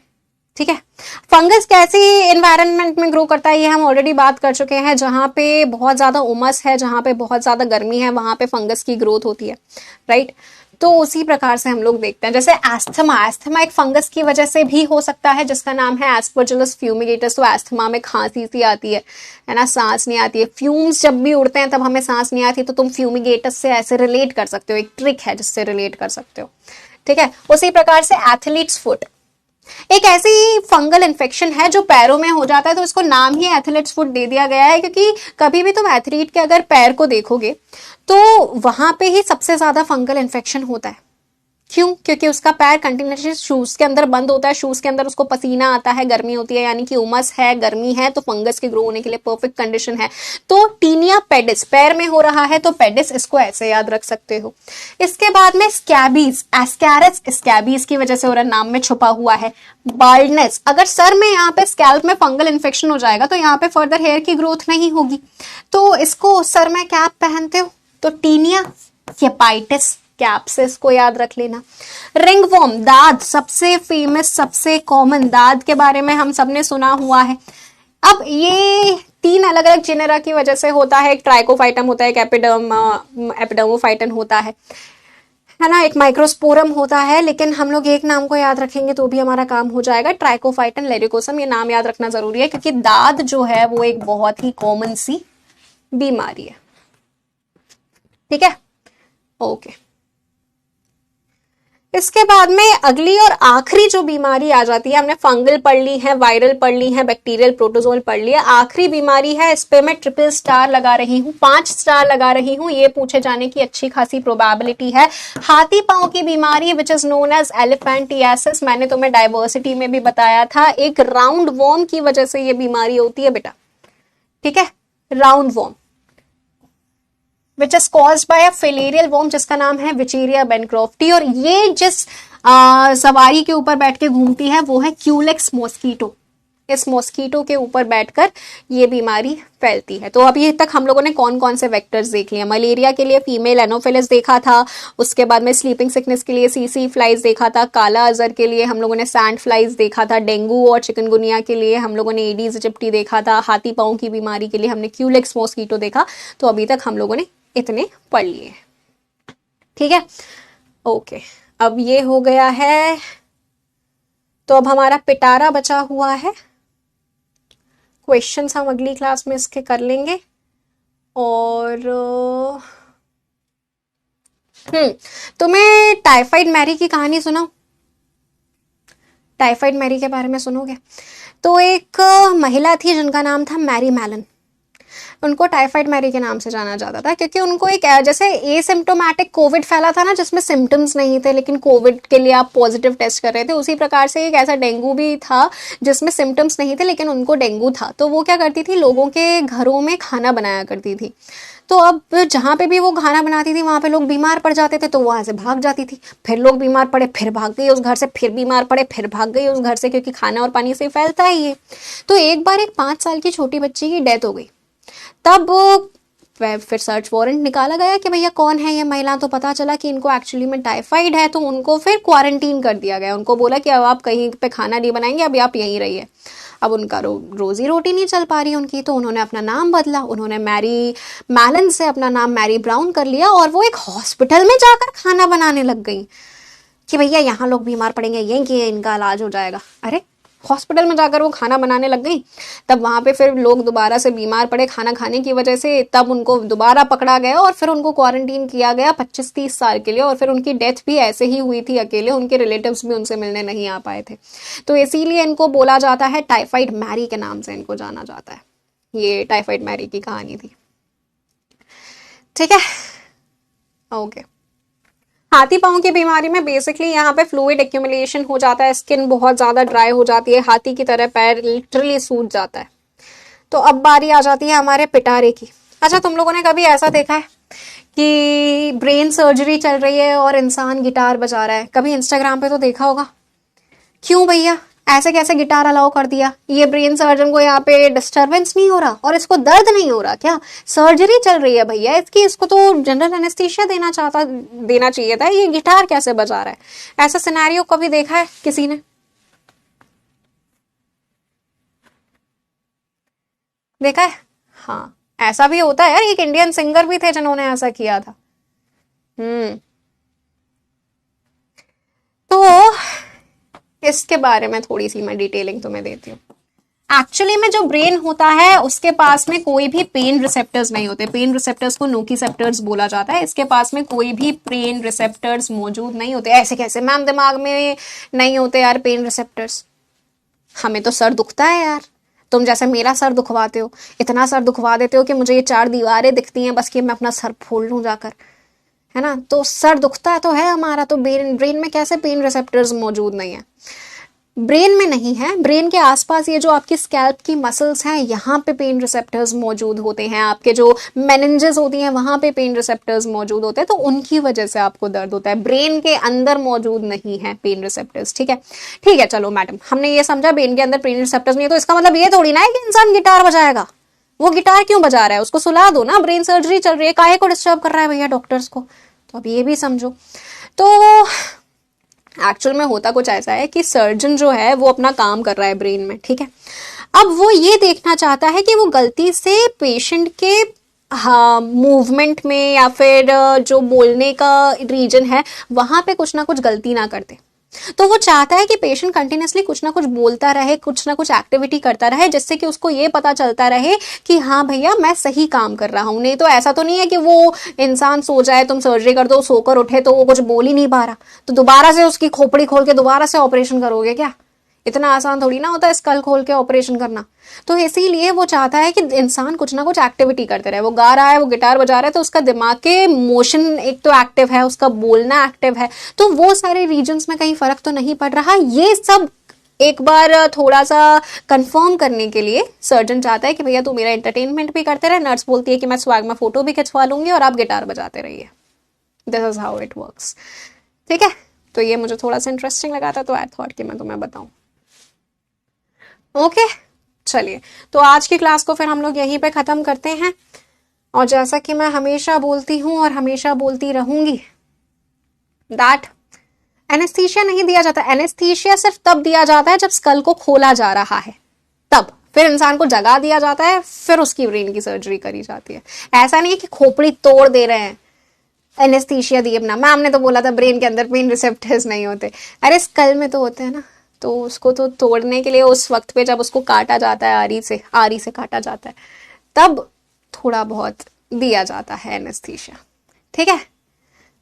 ओके चलिए, तो जैसा कि मैं हमेशा बोलती हूँ that a healthy mind resides in a healthy body, so take care everyone, signing off till then, bye bye, जय हिंद एंड वंदे मातरम। Keep studying, keep learning, keep revising, respect your parents and also please get a bit disciplined. थोड़ा सा सुधर जाओ। अभी वक्त तो नहीं है वैसे तुम्हारे पास में, लेकिन ठीक है सुधर जाओ। मिलते हैं अगली क्लास में। Bye bye everyone.